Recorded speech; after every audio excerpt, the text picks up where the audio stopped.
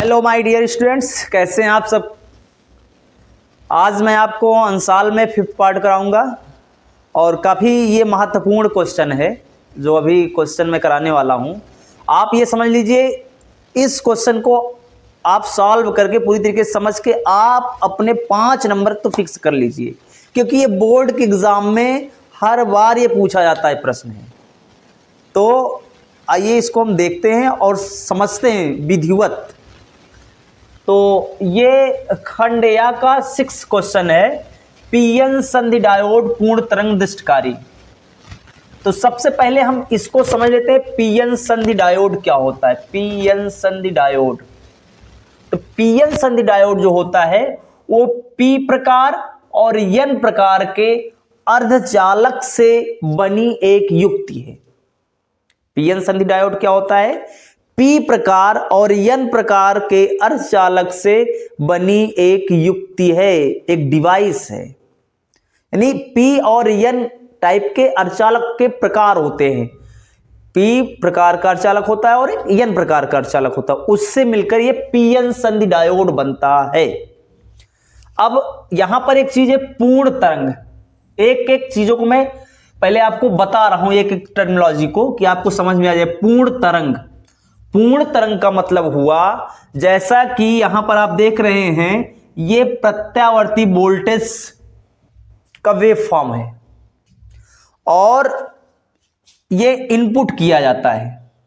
Input करने पर ये क्या हुआ, यहां पर इस प्रकार से आउटपुट मिल रहा है। इसके लिए ये आउटपुट आया, ये सेकेंड हाफ वेव के लिए, द्वितीय अर्ध चक्र के लिए ये आउटपुट आया। तो अगर ये पूर्ण तरंग ना होता, ये तो एक कंप्लीट वेव इस प्रकार से ये चलता रहेगा। अगर यहीं पर अर्ध तरंग दृष्टकारी भी एक होता है तो वहां पर क्या होगा, जैसे वहां पर क्या होगा, आप ध्यान से देखिएगा कि ये जो यहां पर वेव बनी, फिर सेकंड यानी द्वितीय अर्ध चक्र में, ये पहला अर्ध चक्र हुआ, फिर ये द्वितीय अर्ध चक्र, फिर ये तीसरा अर्ध चक्र। तो द्वितीय अर्ध चक्र में यहां पर कोई वेव ये नहीं बनेगी जो हमने ये बनाया, नहीं, ये ऐसे ब्लैंक हो जाएगा। द्वितीय अर्ध चक्र में कोई वेव नहीं। फिर तृतीय अर्ध चक्र में यहां पर एक वेव बन जाएगी। तो ये पूर्ण तरंग यहां पर पूर्ण तरंग दृष्टकारी हुआ। ये क्या है? अर्ध तरंग दृष्टकारी। यानी प्रथम अर्ध चक्र में आपको आउटपुट मिलेगा, बट सेकंड द्वितीय अर्ध चक्र में आपको कोई आउटपुट नहीं मिलेगा। तो फिलहाल हम इसी को देखते हैं। पूर्ण तरंग दृष्टकारी का मतलब ये आपको इस प्रकार से आउटपुट मिलता रहेगा, यानी वेव इस प्रकार से कंप्लीट वेव बनती जाएगी। ये पूर्ण तरंग हो गया। आप समझते हैं दृष्टकारी, रेक्टिफायर, इसको इंग्लिश में बोला जाता है रेक्टिफायर। दृष्टकारी क्या होता है? यानी जो प्रत्यावर्ती धारा को दृष्ट धारा में परिवर्तित करता है, उसको बोलते हैं दृष्टकारी। इस प्रकार से आप समझ सकते हैं पीएन संधि डायोड पूर्ण तरंग दृष्टकारी का ये जो हमने आपको बताया, ये इसका शाब्दिक अर्थ है। यानी बिल्कुल आप वर्ड टू वर्ड इसको इस प्रकार से आप जान सकते हैं, समझ सकते हैं। तो अब इसको हम डिटेल्स में फिर से चर्चा करते हैं। मतलब अब ये तो शाब्दिक अर्थ हुआ, अब इसको हम समझते हैं। एक तरफ यहां पर वेव फॉर्म बना हुआ है, इसको हम इरेज कर देते हैं। एक तरफ ये वेव फॉर्म बना हुआ है और तरंग रूप है पूर्ण तरंग दृष्टकारी का, और एक दूसरी तरफ ये बना हुआ है परिपथ रूप, सर्किट फॉर्म बना हुआ है, ये बनाया गया है। ठीक, तो आइए इसको सबसे पहले हम देखते हैं इसमें क्या क्या, इसका स्ट्रक्चर कैसा होता है, इसकी संरचना क्या होती है, इसमें क्या क्या लगे होते हैं। तो यहां पर आप देख पा रहे हैं ये ट्रांसफार्मर का सिंबल है, ये ट्रांसफार्मर का सिंबल है। ठीक है, ये ट्रांसफार्मर का सिंबल है, इसको ट्रांसफार्मर कहा जाता है। ये ट्रांसफार्मर, यहां पर देखिए लपेटों की संख्या कम है, फेरों की संख्या, और इधर द्वितीय कुंडली में फेरों की संख्या ज्यादा है। यानी पी से प्राइमरी, P1 P2 प्राइमरी प्राथमिक कुंडली, S1 S2 द्वितीय कुंडली है, और ये ट्रांसफार्मर है। ट्रांसफार्मर में प्राथमिक और द्वितीय कुंडली होती है, तो वही यहां पर ये प्राथमिक कुंडली हो गई, ये द्वितीय कुंडली हो गई। तो यहां पर फेरों की संख्या कम, यहां फेरों की संख्या अधिक, यानी ये उच्चाई ट्रांसफार्मर है। यानी उच्च वोल्टेज पर हम दृष्ट धारा को यहां पर प्राप्त करेंगे, उच्च वोल्टेज पर। ठीक है, अगर हमको निम्न वोल्टेज पर दिश धारा प्राप्त करनी है तो अपसाइड ट्रांसफार्मर लगाएंगे, जस्ट इसका अपोजिट कर देंगे। ये ट्रांसफार्मर का सिंबल है गाइस, यानी दो पैरेलल लाइन आप खींच लीजिए, इधर आप क्या कर लीजिए, इस प्रकार से कुछ ऐसे कर लीजिए, इस यानी कॉइल्स बना लीजिए, और इधर भी आप एक इधर भी कॉइल बना लीजिए। तो ये ट्रांसफार्मर का सिंबल होता है। अब ये है कि आप जिधर फेरों की संख्या इधर ज्यादा कर देंगे तो उच्च साइड ट्रांसफार्मर, अगर फेरों की संख्या इधर कम कर देंगे इधर अधिक कर देंगे तो ये अपसाइड ट्रांसफार्मर होगा। तो ये ट्रांसफार्मर लगा होता है, प्राथमिक कुंडली होती है, द्वितीयक कुंडली होती है। अब पीएन संधि डायोड हमने देखा कि पी प्रकार के और एन प्रकार के अर्धचालक से बना होता है।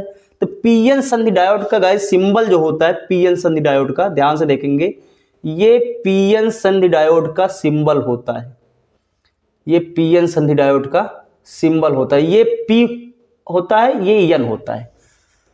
जो ट्रायंगुलर शेप में आप देख पा रहे हैं ये पी होता है, और ये जो होता है ये एन होता है। ये पी होता है और ये एन होता है, पीएन संधि डायोड का सिंबल है।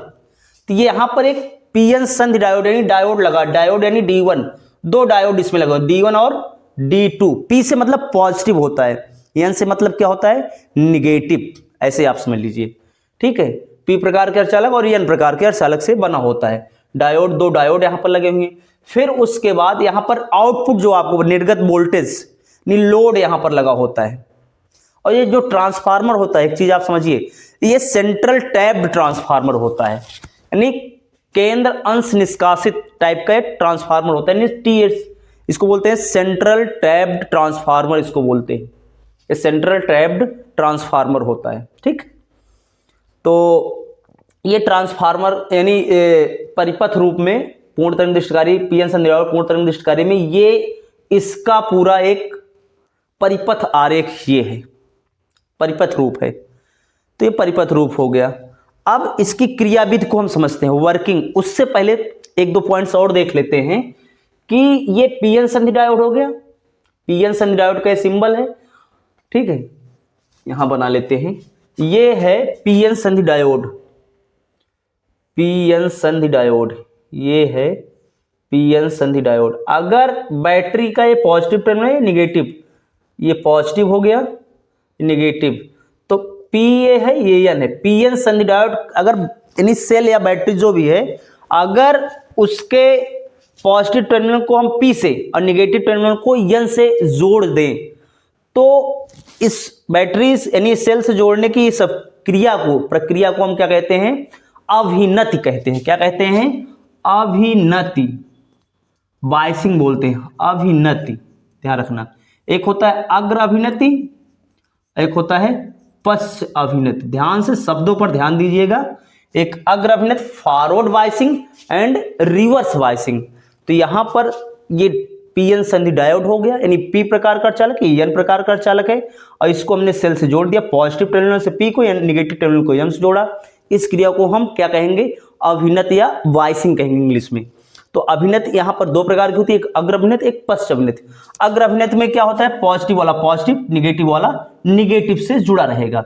इसका जस्ट अपोजिट अगर हम कर दें, सपोज करिए यहां पर ये निगेटिव और ये पॉजिटिव कर दे, यहां पर क्या हुआ, पॉजिटिव वाला पी निगेटिव से जुड़ गया, पॉजिटिव वाला यानी एन जो हो गया वो पॉजिटिव से जुड़ गया, तो ये क्या हो गया, ये पश्च अभिनति हो गया। तो एक अग्र अभिनति होता है, पश्च अभिनति, ध्यान समझिए। तो अग्र अभिनति में क्या होता है, धारा जो होती है वैद्युत धारा, प्रबल वैद्युत धारा प्रवाहित होती है, जबकि पश्च अभिनति में जो होती है धारा वो दुर्बल या क्षीण या नेग्लिजिबल भी आप कह सकते हैं, ठीक है। तो पीएन संधि डायोड जो होता है, पीएन संधि डायोड के पी सिरे को अगर सेल या बैटरी के धन सिरे से और एन सिरे को बैटरी के ऋण सिरे से जोड़ेंगे उसको अग्र अभिनति कहा जाएगा। शब्दों पर ध्यान दीजिएगा। और पी सिरे को यदि बैटरी या सेल के निगेटिव टर्मिनल से और एन सिरे को बैटरी या सेल के पॉजिटिव टर्मिनल से जोड़ देंगे, इसको पश्च अभिनति कहा जाए। पश्च अभिनति यानी पीछे, इसमें कोई धारा नहीं प्रवाहित होती, आप ये समझ लीजिए, ठीक है। और अग्र अभिनति में इसमें एक प्रबल धारा प्रवाहित होती है। तो ये छोटा सा कॉन्सेप्ट है, इसको समझने के लिए क्या कहते हैं, पीएन संधि डायोड पूर्ण तरंग दृष्टिकारी को समझने के लिए छोटा सा कॉन्सेप्ट है, इसको ध्यान से समझिएगा। तो अब आपको विधिवत इसका मैंने आपको बेसिक्स बता दिया है। तो अब इसकी एक एक चीजों को अब समझते हैं। बेसिक्स कंप्लीट हुआ, अब इसको हम समझते हैं, इसको बोर्ड के एग्जाम में आपको कैसे लिखना है। 5 नंबर का क्वेश्चन हर बार पूछा जाता है, तो ध्यान से सुनिएगा, समझिएगा इसको। सबसे पहले इसकी संरचना को हम कैसे लिखेंगे कि इस पीएन संधि डायोड पूर्ण तरंगदैर्ध्य में ट्रांसफार्मर की प्राथमिक कुंडली P1 P2 के मध्य प्रत्यावर्ती निवेशी वोल्टेज लगाया जाता है। ठीक है, प्राथमिक कुंडली P1 P2 के मध्य प्रत्यावर्ती निवेशी वोल्टेज लगाया जाता है। और जबकि ट्रांसफार्मर की द्वितीयक कुंडली के सिरों S1 और S2 को डायोड D1 और D2 के P सिरे से संबंधित किया जाता है, किया भी गया है। और जबकि डायोडों के N सिरे आपस में जुड़े होते हैं, डायोड के N सिरे आपस में जुड़े होते हैं। अब नेक्स्ट लिखेंगे हम लोड RL को ट्रांसफार्मर के केंद्र अंश निष्कासित T इसको बोलते हैं, केंद्र अंश निष्कासित T और डायोड के N सिरे से संबंधित किया रहता है या किया जाता है। ये क्या हो गया, ये परिपथ रूप के बारे में हमने इस प्रकार से इसको लिखना है।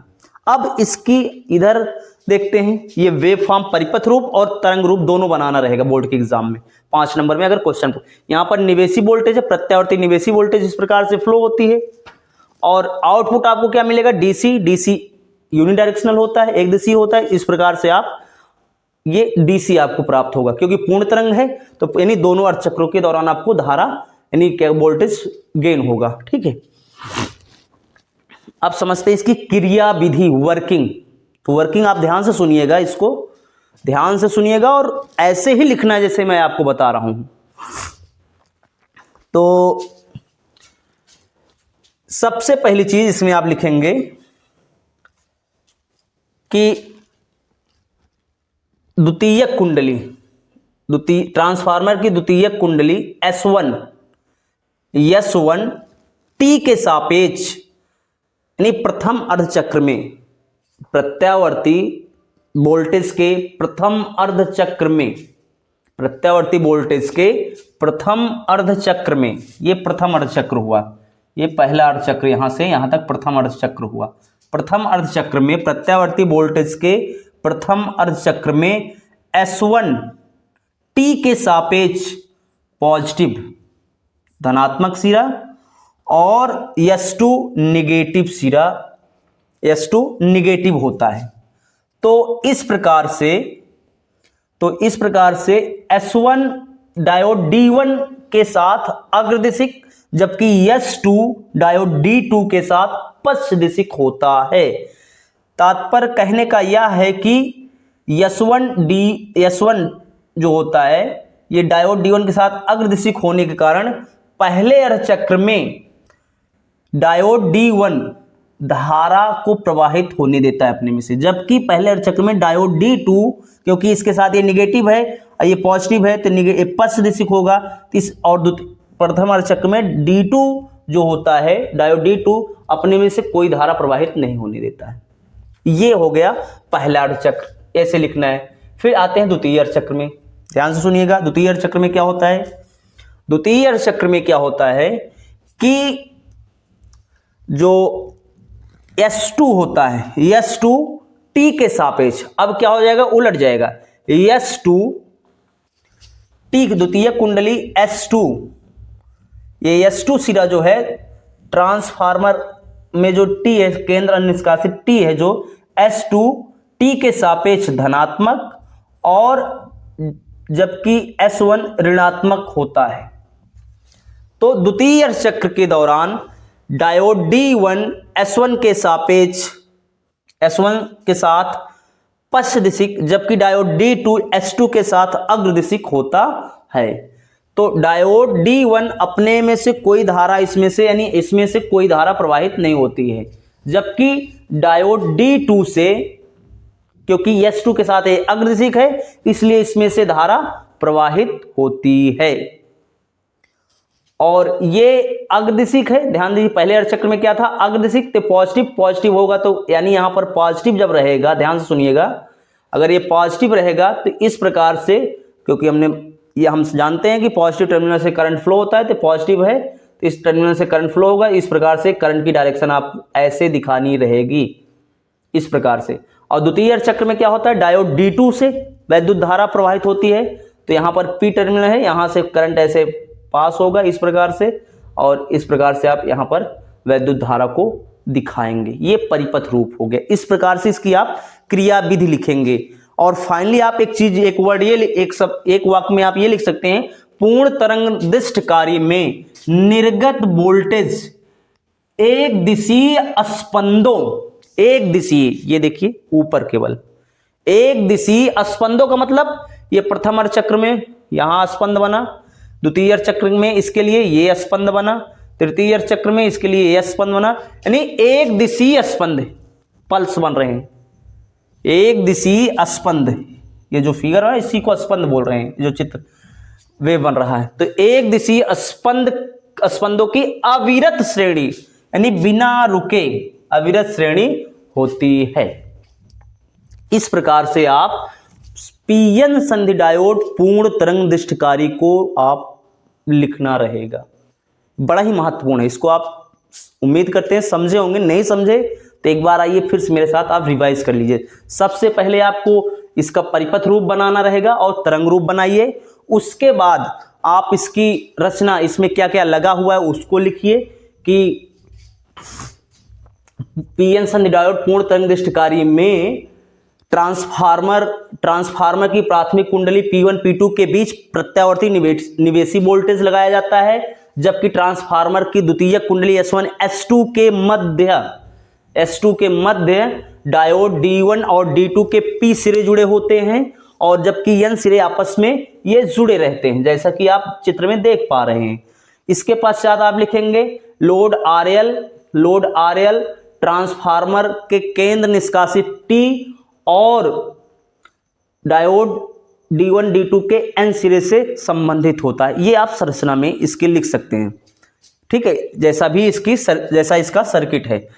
उसके बाद आप इसकी क्रिया विधि में लिखेंगे कि जब प्रत्यावर्ती वोल्टेज के प्रथम अर्ध चक्र में डायोड D1 S1 के साथ अग्रदिशिक होता है, जबकि डायोड D2 S2 के साथ पश्चिदिक होता है, इसलिए डायोड D1 में से धारा प्रवाहित होती है और डायोड D2 पश्चिदिक होने के कारण इसमें से कोई धारा प्रवाहित नहीं होती है।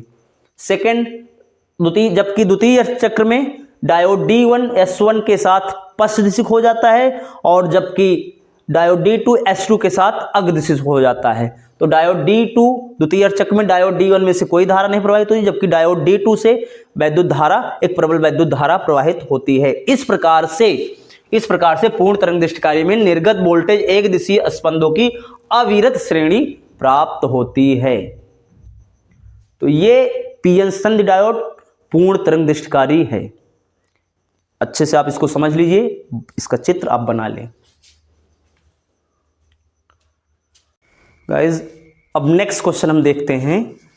रदरफोर्ड का अल्फा प्रकीर्णन का प्रयोग तथा इस प्रयोग से प्राप्त निष्कर्ष क्या थे? ये 6 का अथवा वाला क्वेश्चन है, ठीक है। तो रदरफोर्ड ने इस प्रयोग को सन 1911 में किया, जब रेडियोएक्टिव तत्व पोलोनियम से उच्च गतिज ऊर्जा से निकलने वाले अल्फा कणों को स्वर्ण पत्र पर गिराया, तो उन्होंने देखा कि जो अल्फा कण हैं अपने मार्ग से विभिन्न दिशाओं में विक्षेपित हो जाते हैं, जिस कारण से इन्होंने इसे अल्फा कणों का प्रकीर्णन नाम दिया, क्योंकि ये विभिन्न दिशाओं में फैल गए, बट इस पूरे प्रबंध को जो इन्होंने प्रयोग किया इसे निर्वात में रखा गया ताकि अल्फा कण जो हैं वायु के कणों से ना टकराएं। फिर से सुनिएगा, सन 1911 में रदरफोर्ड ने इस प्रयोग को, अल्फा प्रकीर्णन का प्रयोग सन 1911 में किया। उन्होंने रेडियो एक्टिव तत्व पोलोनियम से निकलने वाले उच्च गतिज ऊर्जा वाले अल्फा कणों को स्वर्ण पत्र पर गिराया और इस प्रयोग को पूर्णतः उन्होंने कहाँ किया, निर्वात में किया ताकि अल्फा कण वायु के कणों से ना टकराएं, अल्फा कण वायु के कणों से ना टकराएं। तो उन्होंने ऑब्जर्व किया इस प्रयोग के दौरान कि अल्फा कण जो हैं वो विभिन्न दिशाओं में विक्षेपित हो रहे हैं, अल्फा कण विभिन्न दिशाओं में फैल रहे हैं, जिससे इन्होंने इस प्रयोग को अल्फा प्रकीर्णन का नाम दिया, क्योंकि विभिन्न दिशाओं में अल्फा कण विक्षेपित हो रहे थे, फैल रहे थे, इसलिए इन्होंने इसको अल्फा प्रकीर्णन का प्रयोग नाम दिया। और इस प्रयोग से उन्होंने कुछ महत्वपूर्ण निष्कर्ष निकाले, तो आइए हम इसको देखते हैं। सबसे पहला जो निष्कर्ष था जो उन्होंने निकाला कि उन्होंने देखा फर्स्ट कि जो अल्फा कण है, अल्फा कण के अधिकांश कण स्वर्ण पत्र से बिल्कुल आर पार निकल जा रहे हैं बिना विक्षेपित हुए। तो इससे उन्होंने बताया कि परमाणु का अधिकांश भाग खोखला होता है, परमाणु का अधिकांश भाग खोखला होता है, ये निष्कर्ष निकाला फर्स्ट। सेकंड, उन्होंने बताया कि जो अल्फा कण हैं, कुछ अल्फा कण अपने मार्ग से 90 अंश के कम कोण से विक्षेपित हो गए, 90 अंश से कम कोण पर वो विक्षेपित हो गए, जिससे उन्होंने ये बताया परमाणु के अंदर कहीं कुछ धनावेशित होता है, क्योंकि अल्फा कण हीलियम का नाभिक है और ये भी धनावेशित होता है, जिसके कारण अल्फा कण अपने मार्ग से ये विक्षेपित हो रहे हैं, मतलब प्रतिकर्षित कर रहा है, कुछ अंदर परमाणु के अंदर धनावेशित है जिससे अल्फा कणों को प्रतिकर्षित कर रहा है, विक्षेपित कर रहा है। सेकंड, ये निष्कर्ष निकाला। थर्ड, उन्होंने देखा कि कुछ अल्फा कण 90 डिग्री से 90 अंश से कम कोण पर 90 अंश से अधिक कोण पर विक्षेपित हो गए। उन्होंने इससे यह निष्कर्ष निकाला कि परमाणु के अंदर जो धन आवेश है कहीं एक जगह पर कहीं केंद्रित है, और इस जहां पर केंद्रित है इसको उन्होंने नाम दिया नाभिक, न्यूक्लियस कहा। तो ये 3 महत्वपूर्ण निष्कर्ष उन्होंने निकाले। पहला कि परमाणु यानी जो अल्फा कण है अधिकांशतः बिना विक्षेपित हुए सीधे निकल रहे हैं, इससे निष्कर्ष निकाला परमाणु का अधिकांश भाग भीतर से खोखला होता है। सेकंड, कुछ अल्फा कण जो हैं 90 अंश से कम कोण पर विक्षेपित हो रहे हैं, इससे निष्कर्ष निकाला कि परमाणु के अंदर धनावेशित होता है, क्योंकि अल्फा कण भी धनावेशित होता है जिससे इसको प्रतिकर्षित कर रहे हैं। और थर्ड, उन्होंने जब देखा कि कुछ अल्फा कण 90 अंश से अधिक कोण पर विक्षेपित हो रहे हैं, तो इससे निष्कर्ष निकाला परमाणु के अंदर कहीं एक स्थान पर धनावेश केंद्रित होता है, जिसको उन्होंने नाम दिया, संपूर्ण धनावेश केंद्रित होता है जिसको उन्होंने नाम दिया नाभिक। तो ये 3 महत्वपूर्ण निष्कर्ष रदरफोर्ड ने निकाले अपने प्रकीर्णन प्रयोग से। तो नोट कर लीजिए इसको आप गाइस। अब नेक्स्ट क्वेश्चन हम देखेंगे, क्वेश्चन नंबर 7, परिनालिका क्या होती है, इसकी डेफिनेशन लिखना है। और इसमें सेकंड पार्ट है, एक लंबी धारावाही परिनालिका के भीतर चुंबकीय क्षेत्र का मान का व्यंजक प्राप्त कीजिए। परिनालिका क्या होती है सबसे पहले देखेंगे।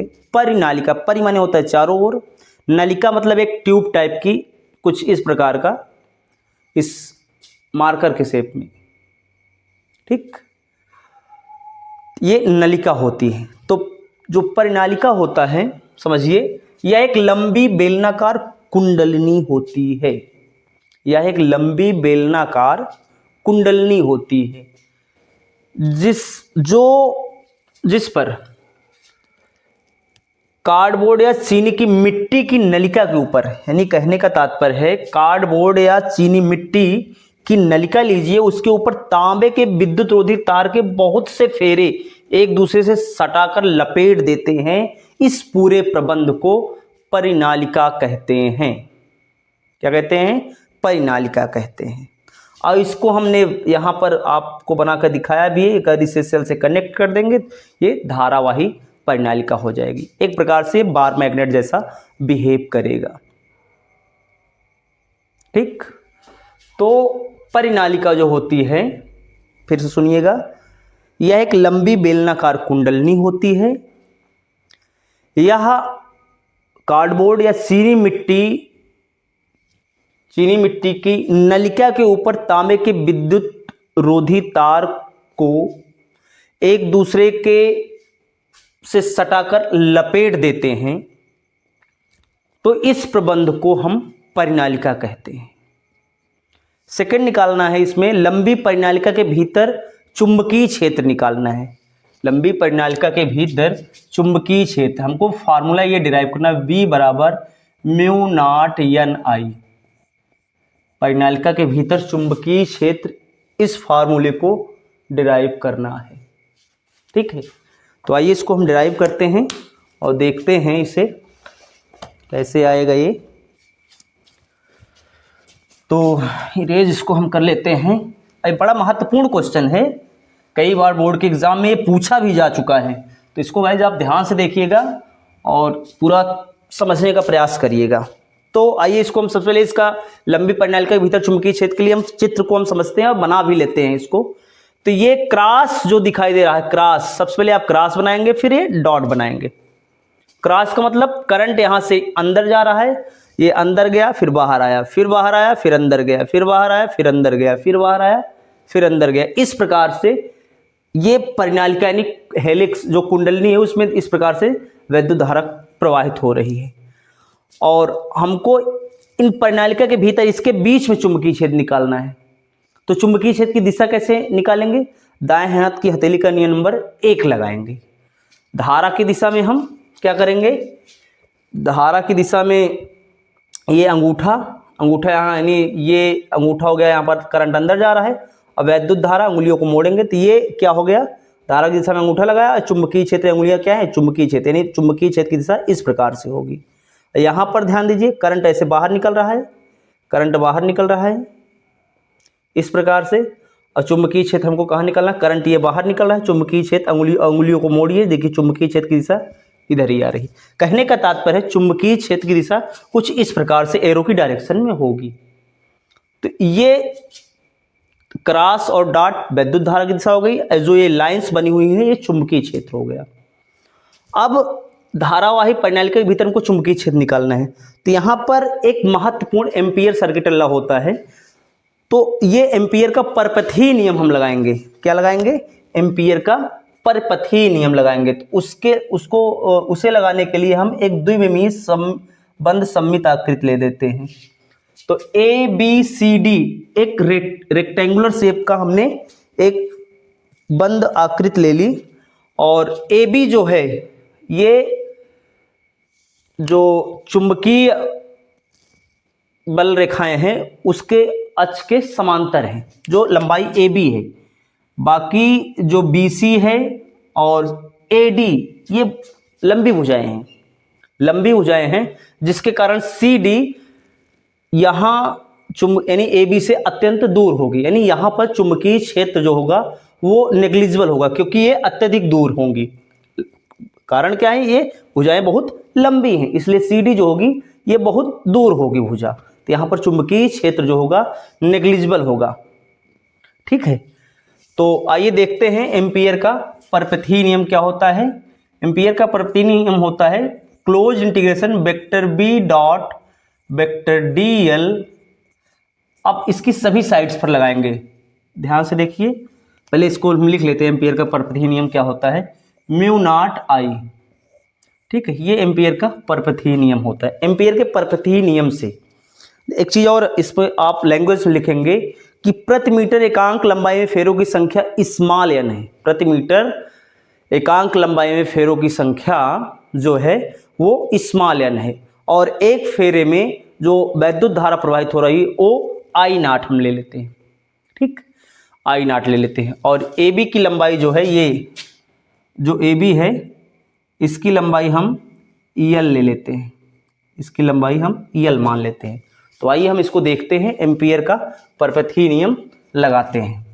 लिखेंगे एम्पियर के परिपथीय नियम से, ठीक, एम्पियर के परपथीय नियम से देखेंगे closed integration vector B dot vector D L, closed integration A to B vector B dot vector D L, फिर बी टू सी हो जाएगा vector B dot vector D L, फिर सी टू ए हो जाएगा vector B dot vector D L, फिर closed integration vector D to A हो जाएगा vector D to A हो जाएगा, फिर vector B dot vector D L. ये हो गया। अब ए टू बी लंबाई की भी डायरेक्शन, लेंथ की डायरेक्शन और जो चुंबकीय क्षेत्र की डायरेक्शन दोनों सेम है। तो यहाँ पर जो दोनों की डायरेक्शन सेम होने के कारण जो थीटा होगा इसकी वैल्यू क्या होगी, 0। तो close integration vector A B B D L cos 0 degree, B C कुछ लंबाई इस प्रकार से और चुंबकीय क्षेत्र इस प्रकार से, यानी इनके बीच का जो एंगल है 90 डिग्री हो रहा है। तो इसको लिखेंगे B to C B D L cos 90। ध्यान से देखिएगा कैसे 90 हुआ। फिर सी से डी बी डी एल, यहां पर भी देखिएगा सी डी अत्यंत दूर है। अत्यंत दूर होने के कारण यहां पर जो चुंबकीय क्षेत्र होगा बहुत दूर है, क्योंकि ये भुजाएं लंबी हैं, BC और AD भुजाएं लंबी है। तो यहाँ पर चुंबकीय क्षेत्र क्या होगा, 0, यानी B ही 0 हो जाएगा। तो कहने का तात्पर्य, आप इसको ऐसे लैंग्वेज फॉर्म लिखेंगे, यहाँ पर 0 हो जाएगा।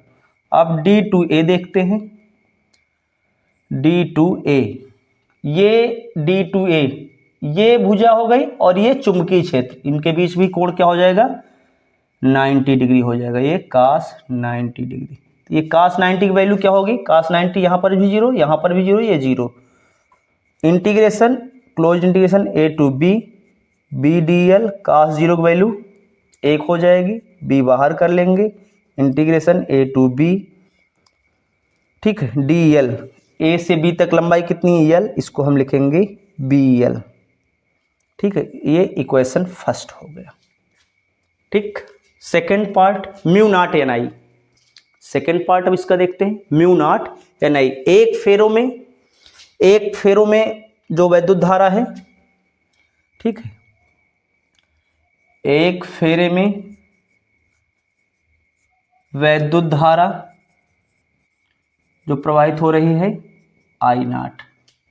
कुल फेरों की संख्या, क्योंकि प्रति मीटर लंबाई में स्मॉल एन फेरे हैं, प्रति मीटर लंबाई में फेरों की संख्या स्मॉल एन, तो यल लंबाई में फेरों की संख्या 1 मीटर में स्मॉल एन फेरे, 1 मीटर में, ध्यान समझिए, 1 मीटर में कितना फेरा, एन, तो यल मीटर में कितना अधिक, यानी एन यल फेरा, ठीक है। तो कुल फेरों की संख्या लिख लेंगे, कुल फेरों की संख्या एन यल। एक फेरे में वैद्युत धारा आई नॉट, ठीक है, तो टोटल करंट एक फेरों में आई नॉट, तो एन एल फेरों में कुल वैद्युत धारा क्या हो जाएगी, एन एल आई नॉट हो जाएगी, इक्वेशन 2। ये म्यू नॉट एन आई आ गया, म्यू नॉट आई आ गया, ये म्यू नॉट आई है, और ये तो इक्वेशन 1 और 2 को इक्वेट कर लेंगे। आइए देखते हैं, इक्वेशन 1 और 2 से यहाँ पे लिख लेंगे, समीकरण 1 और 2 से, समीकरण 1 और 2 से क्या निकालना था, वेक्टर बी बराबर mu nought N I, B बराबर म्यू नॉट एन आई, ठीक। तो कुल वैद्युत धारा, सॉरी यहाँ पर वैद्युत धारा लिखना था, कुल वैद्युत धारा इतना हो जाएगा। तो ये कुल वैद्युत धारा हो गई, सॉरी। अब इससे जो है यहाँ पर आई की जगह पे रख देंगे, एम्पियर के परिपथीय नियम में रख देंगे इसको 2 ही मान लीजिए, चलिए 1 और 2 से। तो vector B dot vector D L कितना आया, ये आ गया इक्वेशन 1, म्यू नॉट हो गया। कुल वैद्युत धारा कितना I, N L I naught, L से एल कैंसिल हो जाएगा, बी बराबर म्यू नॉट एन आई। ठीक, ये म्यू नॉट एन आई आ गया, नोट कर लेंगे आप इसे। गाइस हमारा नेक्स्ट क्वेश्चन है, एक प्रकाश वैद्युत तल का कार्यफलन 4 इलेक्ट्रॉन वोल्ट है, इस पर 3 × 10⁻15 हर्ट्ज आवृत्ति का विकिरण आपतित होता है, उत्सर्जित फोटो इलेक्ट्रॉन का अधिकतम वेग ज्ञात कीजिए। ठीक है, तो ये आइए इसको हम देखते हैं, इसका पहले बेसिक समझ लेते हैं। सबसे पहले यहाँ पर हमने लिख रखा है आइंस्टीन का प्रकाश वैद्युत समीकरण। तो आइंस्टीन का प्रकाश वैद्युत समीकरण क्या होता है इसको समझते हैं। जो प्रकाश होता है, लाइट, ये फोटॉन के रूप में ट्रेवल करता है। फोटॉन क्या होता है, एनर्जी पैकेट, ऊर्जा का बंडल। यानी प्रकाश जो होता है, लाइट, ये एनर्जी पैकेट यानी फोटॉन के रूप में आगे ट्रेवल करता है, बढ़ता है।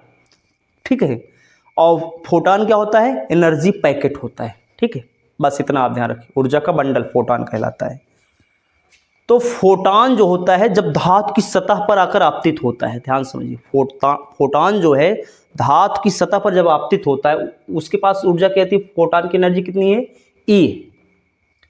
तो धातु की सतह पर जब आपतित होगा, धातु में क्या है, इलेक्ट्रॉन है, तो उसको धातु के अंदर इलेक्ट्रॉन को निकालने के लिए उनको ऊपर लाएगा, उसकी सतह पर लाने के लिए क्या करेगा, कार्यफलन, यानी जितनी न्यूनतम ऊर्जा की आवश्यकता होती है, ये न्यूनतम ऊर्जा होती है, ध्यान रखना।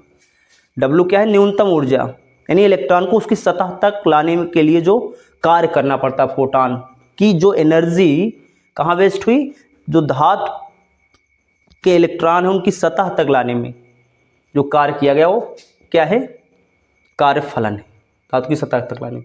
फिर शेष ऊर्जा जो बचेगी, सतह पर आ गया, शेष ऊर्जा जो बचेगी वो क्या होगी, वो गतिज ऊर्जा में लग जाएगी। यानी फिर इलेक्ट्रॉन सतह पर आया, फिर क्या करेगा, वो फ्री होके भागेगा। तो कहाँ जाएगी, जो ऊर्जा बची कार्यफलन अंदर से निकाल के उसकी सतह पर इलेक्ट्रॉन को धातु की सतह पर लाया गया। कौन लाया, इस कार्यफलन के कारण। न्यूनतम ऊर्जा जितनी आवश्यकता होती है धातु के अंदर से इलेक्ट्रॉन को उसकी सतह पर लाने के लिए, वो क्या कहलाता है, कार्यफलन कहलाता है। धातु की सतह पर आई तो फिर अब क्या होगा, जो ऊर्जा बची है शेष फोटॉन की, वो कहाँ जाएगी, वो जो इलेक्ट्रॉन है उसको गति कराने में शेष ऊर्जा चली जाएगी। तो ये आइंस्टीन का प्रकाश वैद्युत समीकरण होता है। यानी ये फोटॉन की ऊर्जा, ये कार्यफलन, ये अधिकतम के मैक्स काइनेटिक अधिकतम गतिज ऊर्जा, क्योंकि जितनी ऊर्जा शेष बचेगी उसको अधिकतम गतिज ऊर्जा वो प्रदान कर देगा। तो E क्या होता है, E बराबर होता है एच न्यू, इसको न्यू पढ़ेंगे। W बराबर भी क्या होता है, एच न्यू नॉट। के मैक्स गतिज ऊर्जा क्या होती है, हाफ एम, और अधिकतम वेग से भागेगा electron, half M B max square लिखेंगे, ध्यान रखना। तो एच न्यू है फ्रीक्वेंसी, आवृत्ति। एच क्या है, प्लांक स्थिरांक, क्या है, प्लांक स्थिरांक। एच है प्लांक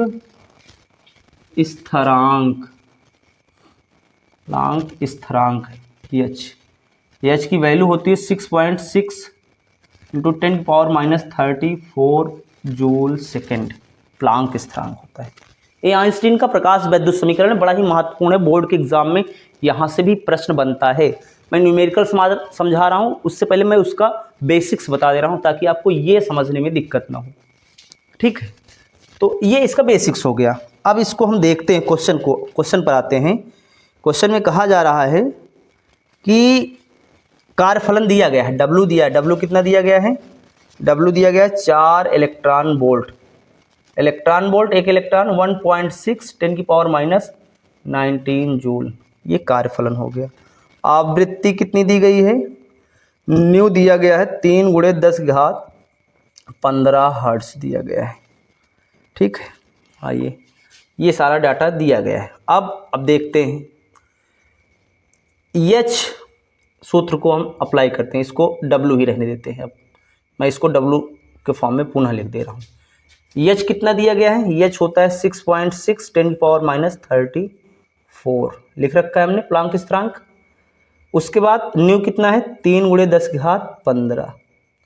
कार्यफलन कितना दिया है डब्ल्यू बराबर 4 × 1.6 × 10⁻19 जूल प्लस अब उत्सर्जित फोटो इलेक्ट्रॉन की अधिकतम गतिज ऊर्जा हाफ एम। इलेक्ट्रॉन का मास जो होता है, मास ऑफ इलेक्ट्रॉन कितना होता है 9.1 10⁻31 किलोग्राम। तो ये हो जाएगा 9.1 10⁻31 किलोग्राम। ठीक, अब क्या बचा वी मैक्स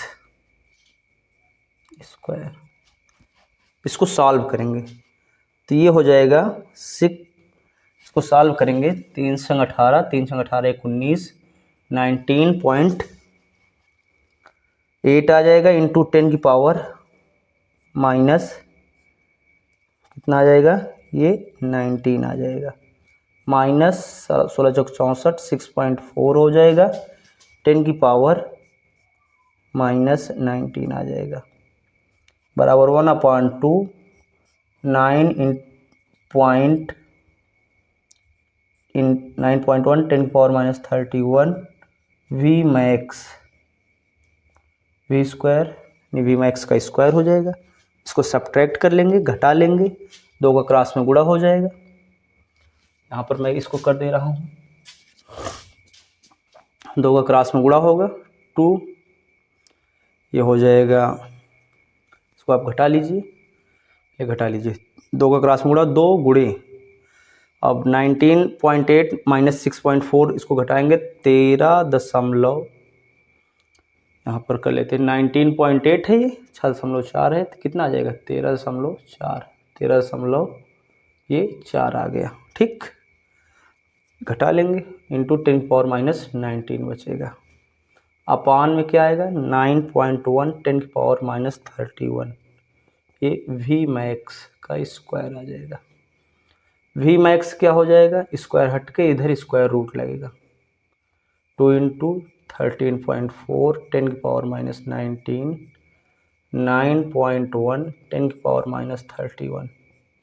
जब इसको आप टोटली सॉल्व करेंगे, आप सॉल्व करके इसको देखिए, जब इसको आप सॉल्व करेंगे जो फाइनली आंसर आने वाला है ये संभवतः आएगा 1.7 1.73 10⁻6